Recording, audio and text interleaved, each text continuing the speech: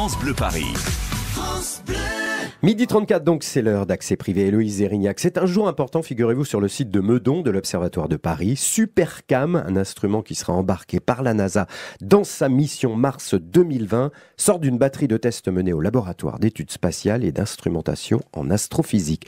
Tout un public de scientifiques curieux se presse derrière la vitre d'un labo où une équipe de combinaisons s'affaire. L'émotion est palpable. Héloïse Erignac est avec Jean-Michel Risse, ingénieur à l'Observatoire.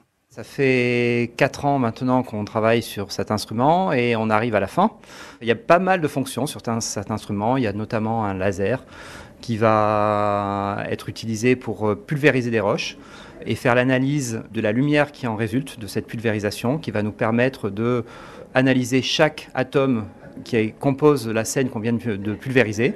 On illumine la scène et puis on fait pareil, on analyse les molécules de la scène qu'on est en train de regarder. Et ensuite, il y a l'instrument qu'on a construit ici qui est un spectromètre, un petit spectromètre. Donc un spectromètre, c'est simple, ça décompose la lumière. La lumière visible du soleil au travers des gouttes d'eau d'atmosphère font un arc-en-ciel. C'est un peu le même principe, on décompose cette lumière et on l'analyse. Et cette analyse nous permet de savoir quel type de roche on est en train de regarder. C'est un petit labo qui va se déplacer, donc qui va aller sur un rover. Voilà, et donc ce petit rover, effectivement, il est composé de plein d'instruments, de pas mal de pays. Il y a quelques pays européens, il y a les États-Unis et la France, avec cette petite partie d'instruments, mais qui est l'œil en fait de la mission.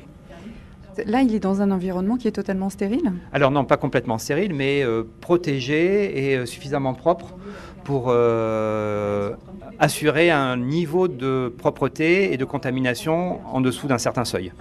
Donc, pourquoi c'est important ? Pour justement ne pas polluer la planète Mars. Donc il y a des contraintes de ce type-là, mais surtout comme on veut regarder des choses, essayer de trouver des matières organiques, on veut que ces matières organiques, on soit sûr qu'elles soient de Mars et qu'elles ne soient pas celles qu'on vient de transporter et qu'on est en train d'observer. Voilà. Donc on n'observe que les choses qui sont sur martiennes.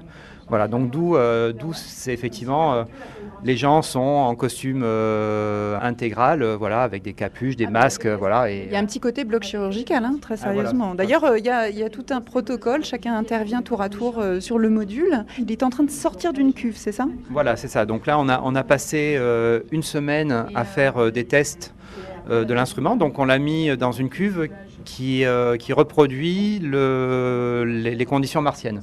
Les températures, typiquement, on est descendu à moins 40 degrés, on est remonté à plus 10. Donc on essaie de mettre l'instrument dans les conditions martiennes pour pouvoir faire des tests dans ces conditions martiennes. Et là, en ce moment, donc là, cette campagne d'essai est terminée et en ce moment, les gens sont en train de démonter l'instrument de manière à le renvoyer à Toulouse pour faire une autre séquence de tests.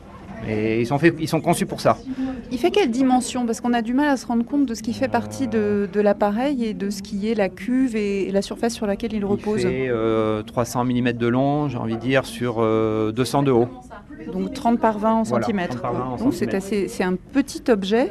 C'est un petit objet, oui. Avec beaucoup de fonctions. C'est une espèce de couteau suisse. C'est ça. Et là, on voit qu'il y a du monde qui vient, qui part, qui vient, qui part. C'est vraiment un événement. Alors vous travaillez ici toute l'année ?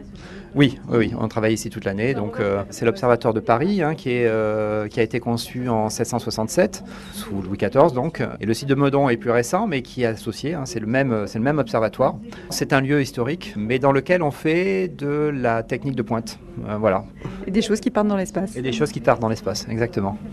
Et voilà, c'est extraordinaire ça. La mission de Supercam sera de chercher des traces de vie sur Mars. Et si vous voulez découvrir ce génial couteau suisse de l'espace, Made in l'Observatoire de Paris, rendez-vous sur la page d'accès privé.